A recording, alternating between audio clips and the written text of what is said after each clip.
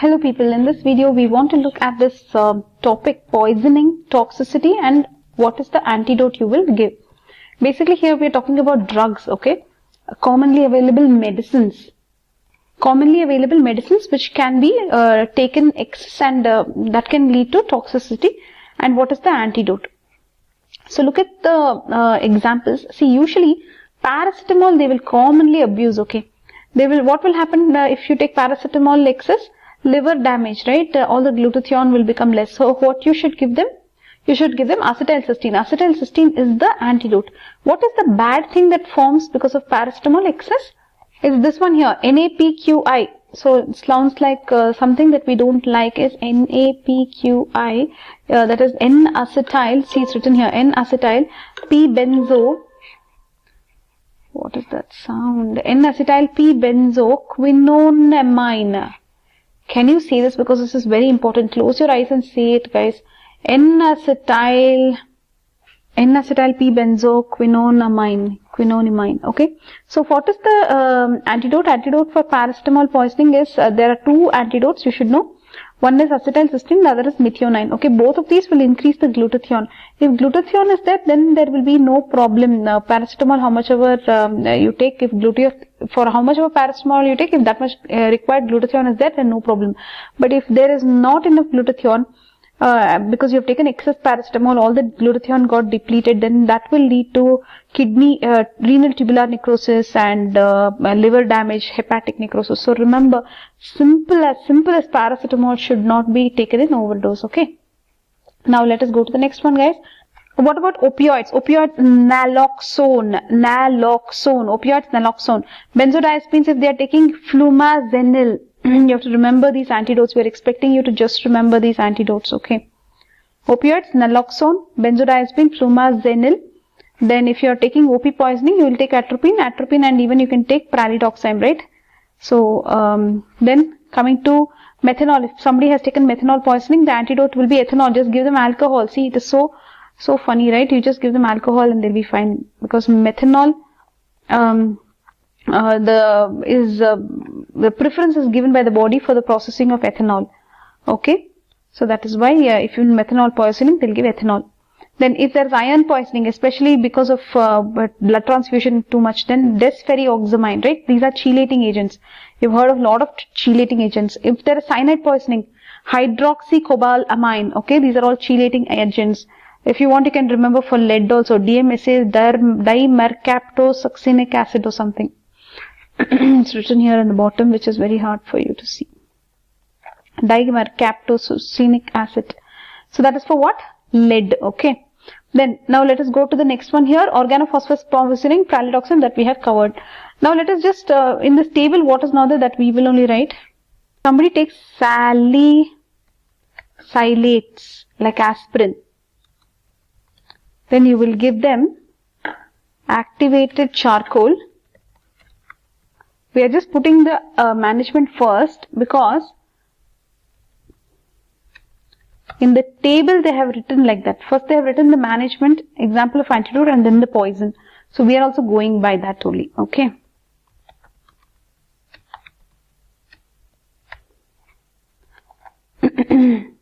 So you will have activated charcoal, sodium bicarbonate. Basically, you want to treat the acidosis. So sodium bicarbonate, then hemodialysis. Okay. Not exactly the antidote kind of thing. Okay. Then if somebody is taking excess SSRIs, what will you do? Before SSRIs, let's cover tricyclic antidepressants, because tricyclic antidepressants, the textbook is talking first, so we'll also talk. Activated charcoal is universal antidote, isn't it? So that they are writing everywhere. Same sodium bicarbonate also they are writing here. Now coming to SSRI, so especially all these depression people, no, they will be taking this.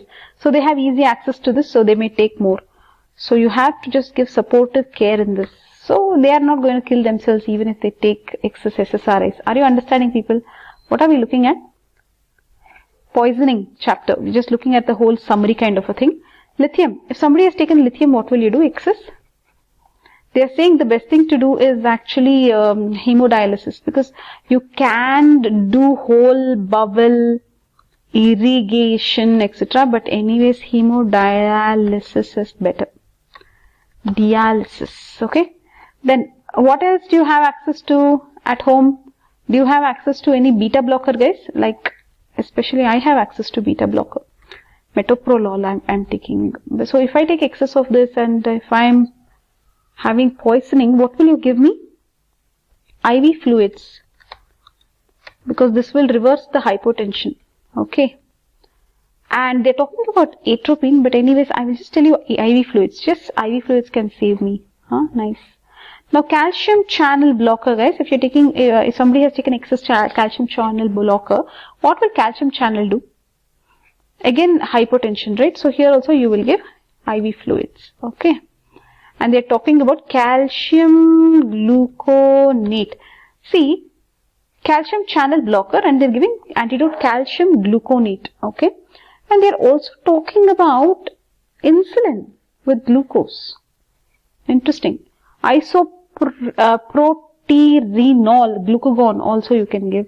Insulin you can give. Interesting, for calcium channel. That's quite a lot of things to write. Do you want me to write all of those? Let's write. Because isoproterenol and glucagon, and then IV insulin.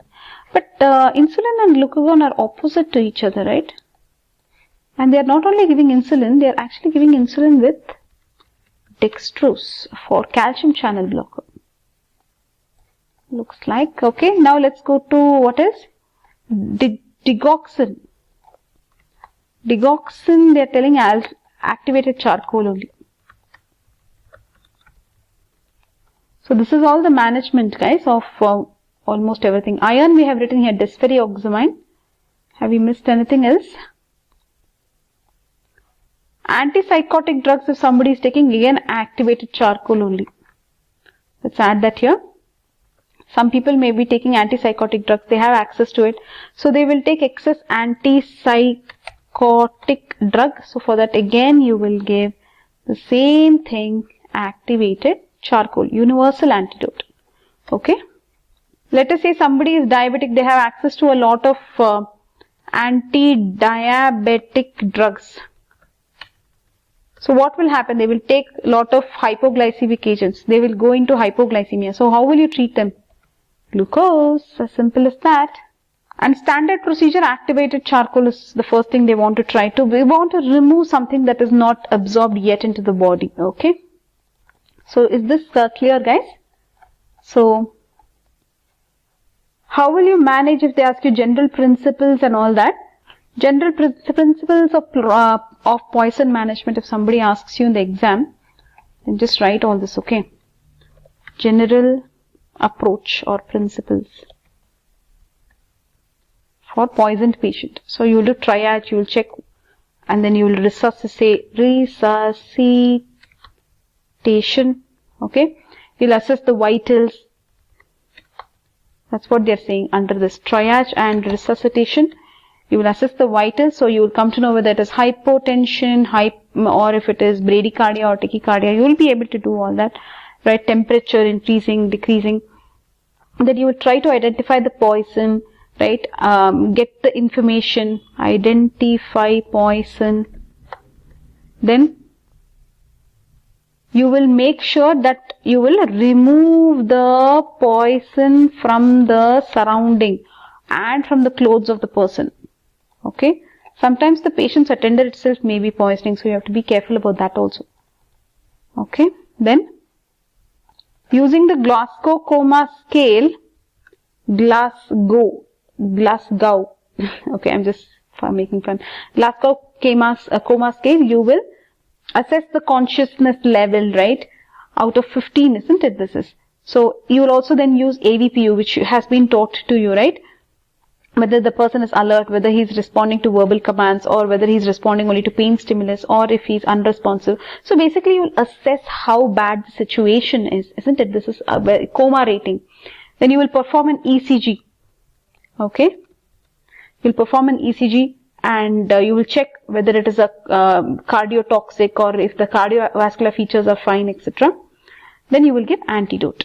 So you'll have to assess, first of all, clinically you'll have to assess what type of poison it is. So especially if it is organophosphorus poisoning, you'll have to give atropine. But if it is atropine poisoning, then what will you give? You'll have to give some cholinergic drug. So you'll have to assess which category is it falling in based on the clinical features. Okay. Then you will check all this blood sample, urine sample, right? You'll have to check the urea and creatinine electrolytes. All this you will get it checked to check whether the kidney is working fine. So that's only going to help in elimination, guys. Focus here. Creatinine, all this basically values you will measure. That's what they are saying. Then you'll have to secure airway, breathing, circulation. Just say that, okay? Airway, breathing, circulation, standard things that you do. Then you will try to give antidote, universal antidote. You will do gastric lavage if required. You will remove the excess unabsorbed, but you should not do gastric lavage if it is a corrosive thing, okay? And alkalis are more dangerous than acids, and especially the alkaline batteries, the round cell batteries, etc. are very dangerous, okay? Then you will do specific antidote you can give, and then you can give supportive care. And if you think the person has done it to himself, then you can give psychiatric assessment and care, okay? So in this video, what did we look at, guys? So basically in this video we wanted to look at how to manage poisoning and toxicity. Basically poison is something that is artificial. Toxin is something that comes from animal source, okay? Poison versus toxin, if you want to know the difference. So basically here we are talking more about poison which is leading to the toxicity. That is some synthetic drug or some chemical which is leading to the toxicity. So if somebody is taking excess of paracetamol, then you will have to give them acetylcysteine or methionine. Remember, methionine is just an amino acid, isn't it? Opioids, say naloxone, benzodiazepine, flumazenil, very good. Organophosphorus poisoning, atropine and pralidoxime, very good. Methanol poisoning, ethanol. Iron is desferrioxamine, okay? Then for salicylates like aspirin, you'll have to give sodium bicarbonate, hemodialysis, right? Activated charcoal for almost everything. Tricyclic antidepressant also, same thing. SSRI, supportive care. Lithium, you'll have to do hemodialysis, that's the best thing, okay? So you will remove it from the blood, the hemodialysis. Then for beta blockers, you'll give IV fluids. For calcium channel blockers, you can give IV fluids, calcium gluconate, etc. Then, are you able to see now the table at the bottom?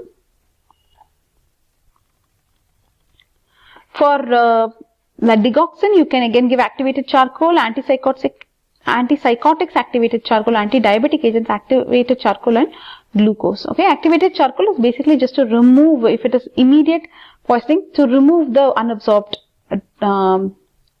poison. Okay. General principles you have seen, you will just check the vitals, you'll identify the poison, you'll remove the poison from the surrounding and the clothes also. Clothes have to be discarded if you think the clothes are contaminated. You'll do the Glasgow Coma Scales, AVPU, assess the how the response of the person is, whether the person is alert, verbally responsive, responsive to pain or unresponsive. Based on that, you will know how bad the situation is. Then ECG you will do to check if it is cardiotoxic, how the vital again, how the vitals are, like heart rate, etc. Right? Yeah. Then clinical assessment, you can take blood sample, urine sample, or blood sample basically to check if what level of toxin, and urea creatinine levels to check whether renal functions are fine. Electrolytes you will check. ABC, that is airway, breathing, circulation. Gastric lavage you can do to remove the unabsorbed, but you should not do in corrosive poisons. Universal antidote, that is activated charcoal you can give. Antidote specifically we just now discussed. Supportive care you can do, and it also gives psychiatric assessment and care. So these are the general principles of managing poisoning toxicity. Okay. Bye bye people. See you.